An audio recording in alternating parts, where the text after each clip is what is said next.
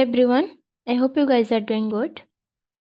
So today we are going to discuss the last portion of the Indian Contract Act that we are talking about the concept of the bail we have discussed, and we have discussed what are the responsibilities of the bailer and what are the responsibility of the bailee. Bailer and bailee responsibility we have already discussed in details, okay? And when coming to the next point, we have discussed about the certain duties of the bailer when the goods are mixed. Okay, when the goods of the bailer and the bailee are mixed up, and it has happened with the consent of the bailer, then they both are responsible to get the proportion of the amount of their primary amount of the goods according to their own proportion. The proportion on which their goods has been mixed, the proportion in which they have invested, that will be the proportion only when the goods will be divided between them. Okay. And when it happens with the without the consent of the bailer, then the bailee is responsible to bear the losses or the damages for this specific mixed up specific mixing of the goods. And when it happens that the goods cannot be separated from each other, and the goods are like they have so much that it is unable, it is in the person is incapable to separate the goods of the bailer from the goods of the bailee, then the bailee is fully responsible to compensate the bailer for the losses or the damages. Okay. So this is the thing we have discussed from section 155, 156 and 157 of the Indian Contract Act. Coming to the next part, we have discussed about the necessary expenses under section 158, in which we have discussed that if the bailee if the bailee is not paid for that work but incurs necessary expenses, the bailer must repay them. Okay. For example, the bailee, without the permission of the bailer, does something which is required according to the course of action, and the bailee had no time to ask for the permission of the bailer, or the bailee feels, and according to the nature of the task, if it has been observed, then it is primarily responsible to perform that duty. So when it is the situation that the person is primarily responsible to do his task, then in that situation, the person who is the bailer is liable to pay the necessary expenses to the bailee. Then under section 108, we have discussed about the return of the gratuitously lent goods. Under section 159, we have discussed that the lender can ask for the return of the loaned item at any point of the time. But if this causes a loss greater than the benefit received, the lender must compensate the borrower. Okay. For example, you have lent me a specific property or specific thing which is under my care or under my for which I am taking care of that specific good. Okay. But the benefit I am receiving from that specific good is lesser than the loss occurred to me due to that specific good. That in that specific case, the lender, the bailer, is responsible to compensate the bailee itself. For example, you have delivered me 1 kg of the okay. When there is the festival of the Diwali, okay, so we all just use the diyas and all, like we also celebrate with the pataka and all these things. Okay. So when we celebrate the Diwali with pataka, there are the shops in which the patakas has been stored, right? So just take an example of this. For example, you have delivered me 2 tons of the 50 kg of the pataka, and you told me to keep the pataka with me and I can do the sale of those things. Okay. But due to your ignorance, you have not observed that the things you have delivered me that is mostly dangerous in nature. The pataka you have delivered me for the purpose of selling, those are actually defective. So what happened? Due to those patakas, when I kept those patakas in my shop, there are certain incident happened, and due to their interreaction, they came into contact with the other thing, and the fire, the fire was in my shop due to that, and I beared a huge amount of the losses due to this. Okay, so when my whole shop has been destroyed with fire due to the patakas you have given me, then here if you see this, the benefit I was supposed to get from the patakas, if it was up to the amount of 30,000 of the rupees, the losses occurred to me that is up to the amount of 80,000 of the rupees. So the losses are greater than the benefits that was supposed to be received. So here, as a bailor, as your losses has been occurred due to my negligence, due to my activity in that specific circumstances, you have the right as a bailor to compensate me the rest of the amounts because this accident happened due to the negligence of the bailor only. If the bailor would be more responsible to inform the bailee regarding the defects that is in the thing he or she has give, given, or the thing he has given as the contract of the bailment, then it would be beneficiary for the bailee to take care of the thing in a more certain manner. As the bailor was negligent towards the activity and the bailor has neglected the bailee, and the bailor has neglected the dangerous nature of the thing he is providing, the harm of the fire that occurred to the bailee, and the bailor is responsible for that act. And here, as just imagine the person who is the bailee, he has received the profit amount of 30,000 rupees from that pataka, and he suffered the loss up to the 80,000 of the rupees. So here, rest 50,000 of the rupees, okay, should be properly given by the borrower, given by the bailor only, because here the amount of the losses are more than the amount of the profits. Okay, got it? Next comes return of the gratuitously rented goods. Okay, a lender can ask for the return of a loaned item at any time, but if this causes a loss greater than the benefit received, the lender must compensate the borrower. Okay, so what happens in these circumstances?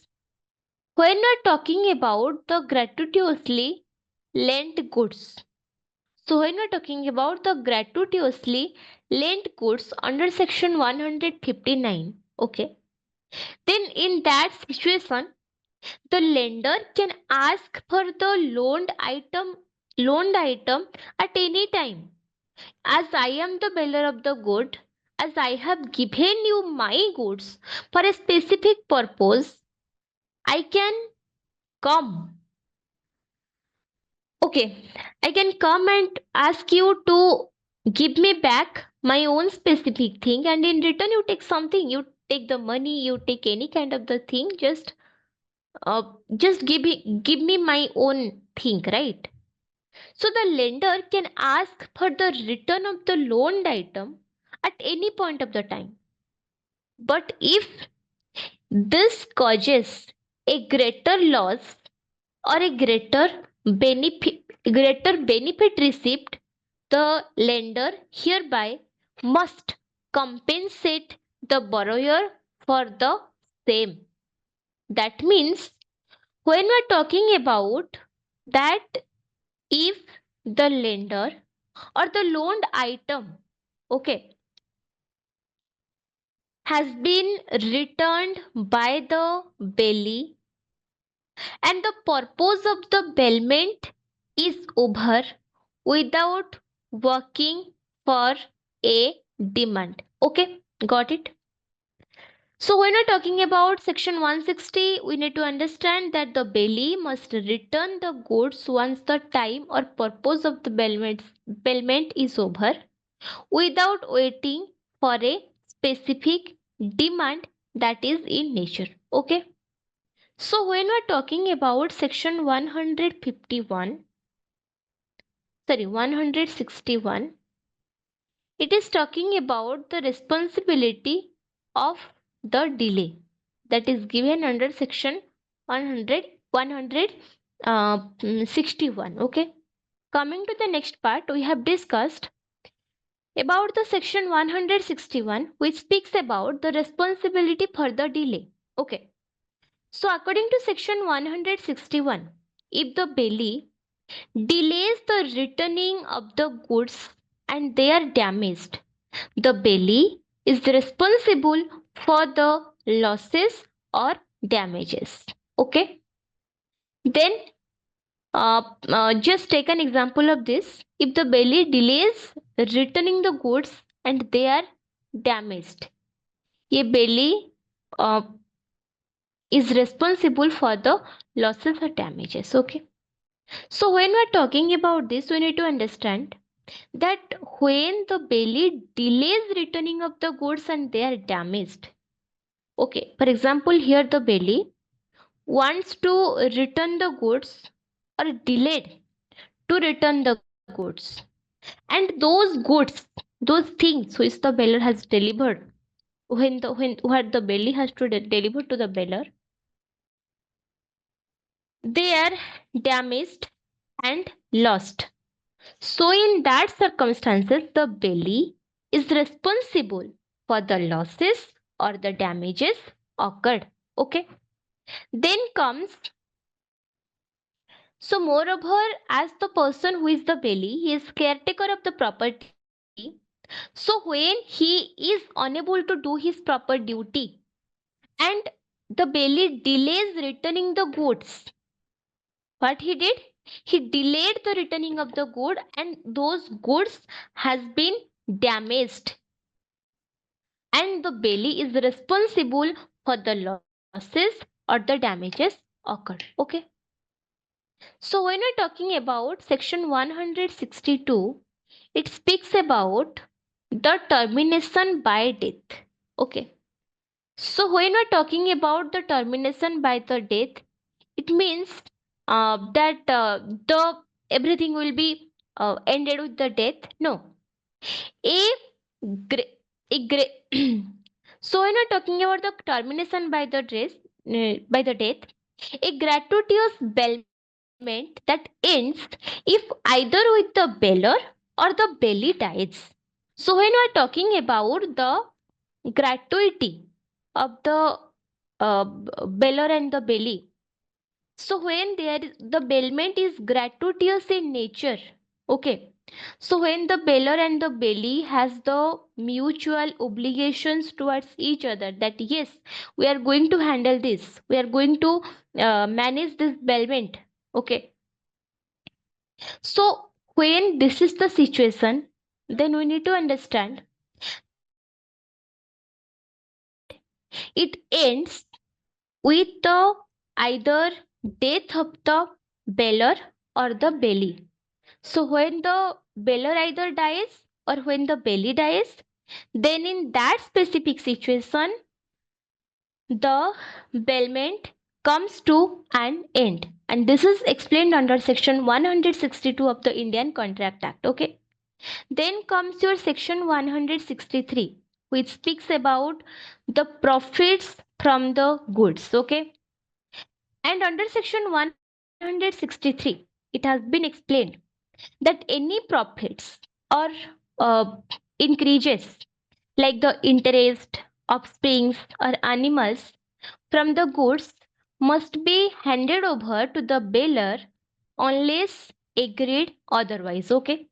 So when we're talking about section 163, it speaks about the profits from the goods that is explained under section 163. Okay.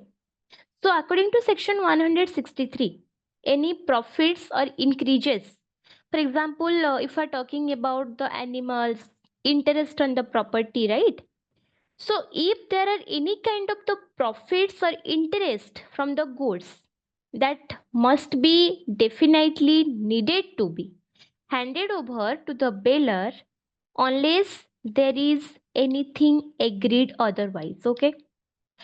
So as the bailor is the owner of the property and the bailee occupies the not the fully ownership, but yes, the bailee occupies the partial ownership of the property. So when there is a person who is the bailee of a thing, right, he occupies the possession of the property, not the ownership of the property, right? So when we're talking about the possession, the transfer of the possession of the property, then we need to understand that any kind of the profits that is arising from the property, that should be directly transferred to the bailor only. But if according to the terms and conditions it is mentioned that the person who is the bailee, that person is doing any specific business in the property, or the person who is the bailee, he started using the particular thing that is being handed over to him with the proper consent of the bailor, and it is also the consent of the bailor to take the full profit from the property. So in that specific case, the bailee has the right to enjoy the property. The bailee can enjoy the property, the bailee can take the benefit from the property, but that too with a certain specific terms and conditions, that the bailee has to take care of the goods, and most importantly, the bailor and the bailee must agree with the condition that the bailee is taking the benefit from the property. And if it is not been agreed by the bailee, then in that specific circumstances, the profits or the increases, any kind of the benefits that arising from the property, that should be directly go to the bailor. And if it is according to terms and conditions of the agreement that the benefits may go to the bailor itself, then the benefit will be transferred to the bailor. Okay. So this is according to section 163 of the Indian Contract Act. Then comes your section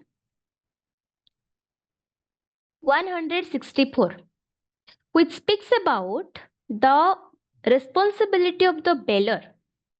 So when we are talking about the bailor's responsibility, then in that specific condition it is explained that the bailor is responsible if the bailee suffers loss because of the bailor had no right to bail the goods or take them back.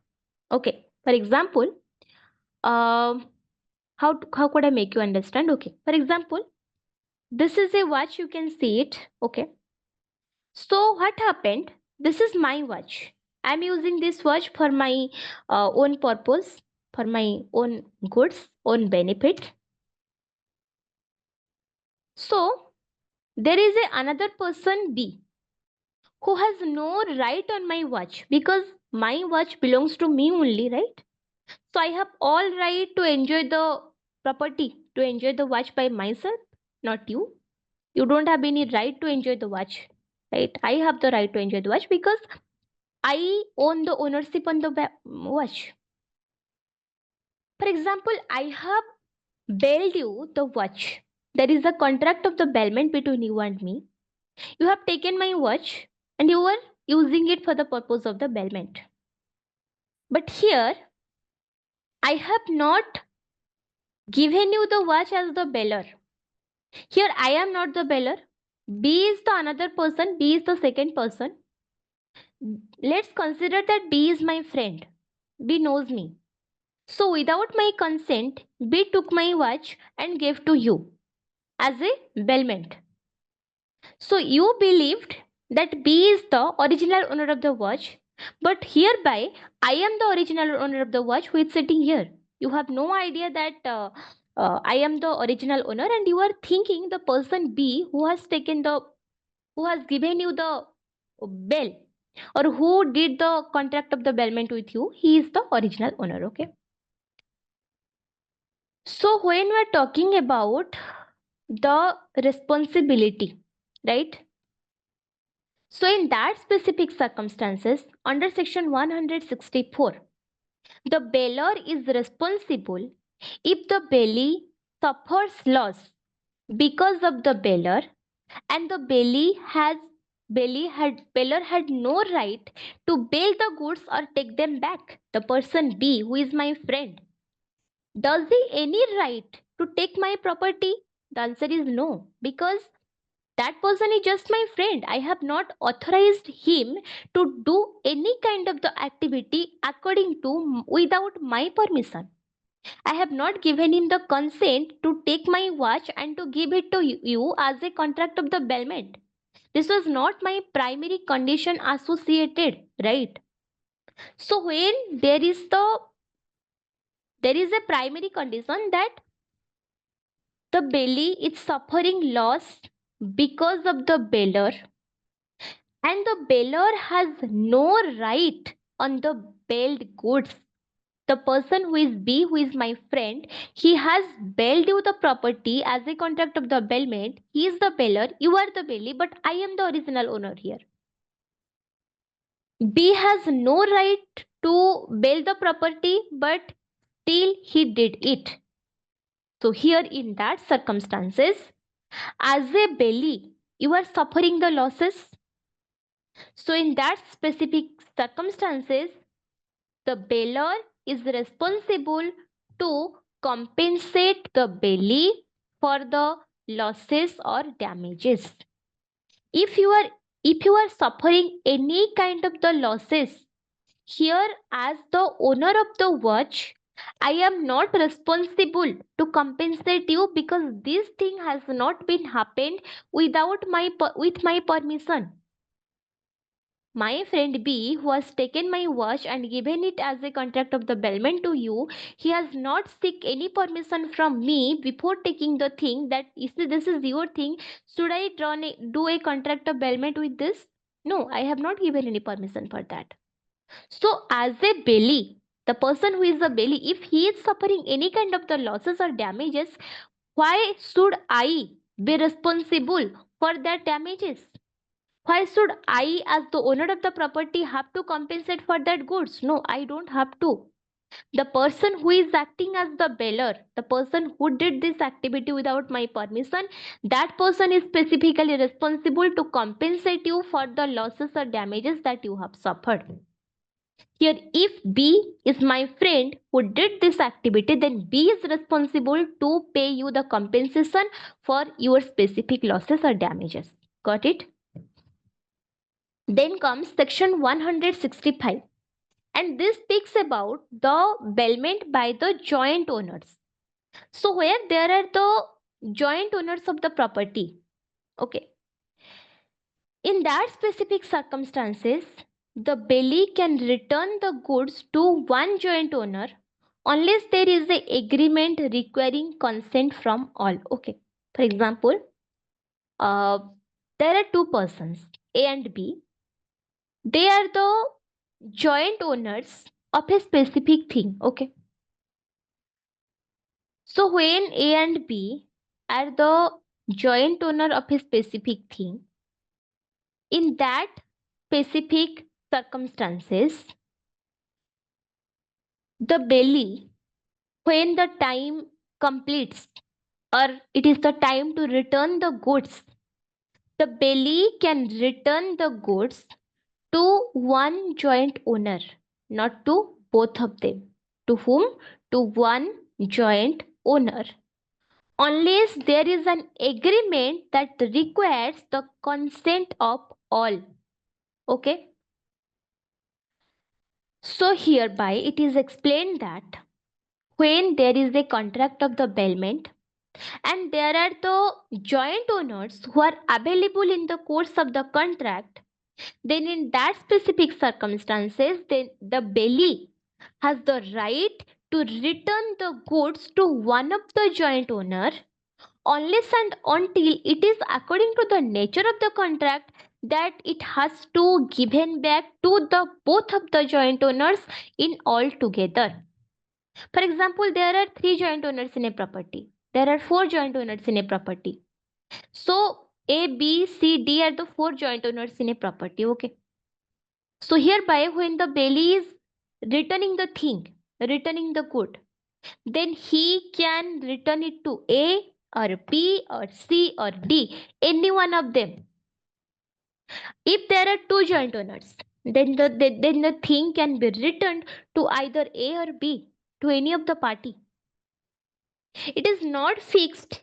If it is fixed by the contract that the goods must need to be returned to A only, B only, or together A and B, then in that specific condition, when it is specified, then only the person is liable to oblige with them.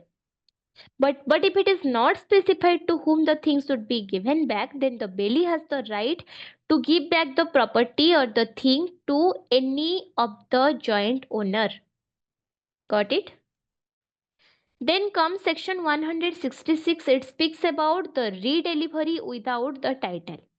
If the bailer has no ownership but the bailee, in good faith, return the goods with to them, the bailee is not liable to the true owner. But the person who has received the good, the bailer who has given the good, has to deliver it to the original owner itself. For example, you are working as the representative of your owner, okay? So you have given me a specific thing as a contract of the bailment. You have bailed me a specific own thing, right? So when I get that specific thing from you, then in that specific circumstances, if the bailer has no ownership, but the bailee in good faith returns the goods to them, the bailee is not liable to the true owner, but the bailee is liable to the bailer. You are the representative of your owner and you have bailed me a specific thing or a specific good. So here, when I have to return the good, then I have to return it to you. And most importantly, if it comes about the liability, then here, as a bailee, I am liable to you, to the bailer only, not to the original owner. Even if the bailer is not the original owner or the representative of the original owner, then also the bailee is responsible for his activity to the bailer only, not to the original owner or the true owner. Got it? Then comes section 167, which speaks about the claim by the third party. And it makes you understand that if someone else claims the goods, they can go to the court to stop the bailer from taking them. So 167, it speaks that if someone else claims the goods rather than the bailer and the bailer and the owner, the goods is near the bailee, right? So the bailee wants to return the good to the bailer, okay, or the original owner. But in certain circumstances, there is a third person C who comes to the scenario and telling that I want to take the property, this is my property. So when any other person other than the bailer and the bailee claiming the good, okay, so in that specific circumstances, the party who is claiming, the third party who is claiming the good, they can go to court to stop the beller from taking those goods.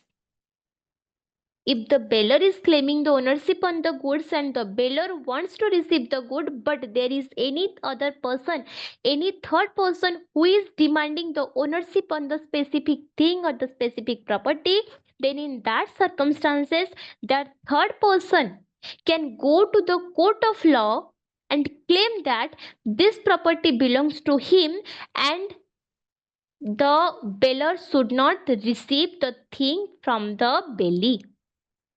So here it is the duty of the court to decide the property or the thing belongs to whom actually. It exactly belongs to the beller or it belongs to the belly beller or it belongs to the third person who is claiming the property that it is his property. Then it need to be decided by the court of law only.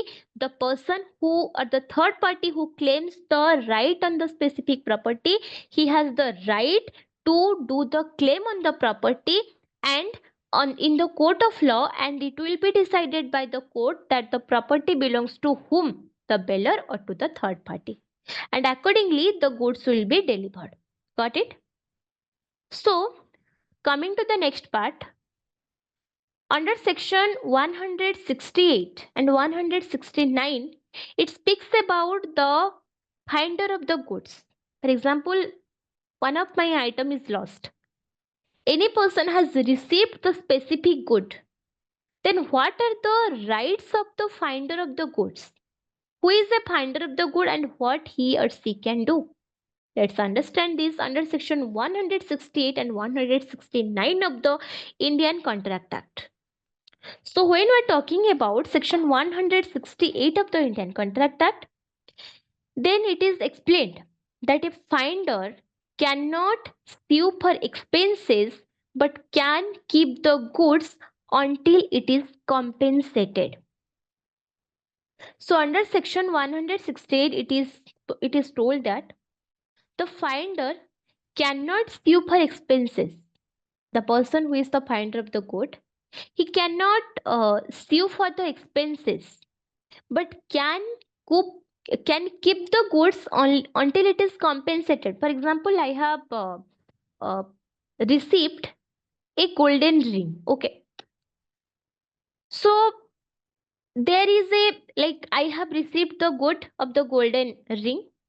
Then I published an advertisement that yes, I have received this ring. If anybody wants to take the ring, come to me and just give me the proof that this ring belongs to you and I'll just give you that thing. Okay.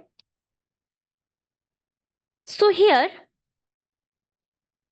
the person who is the owner of the ring, who is the original owner of the ring, that person is suing in the court of law that the ring belongs to him.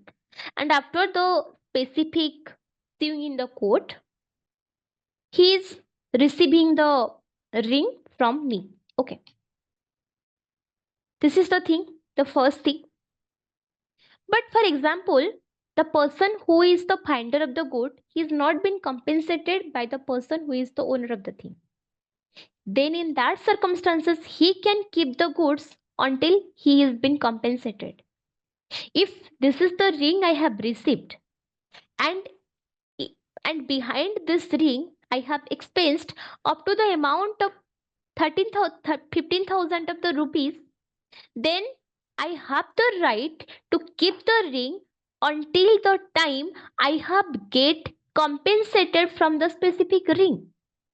And second condition, they can sell the goods if the goods may perish or lost the value, or secondly, their charges equal 2/3 of the value.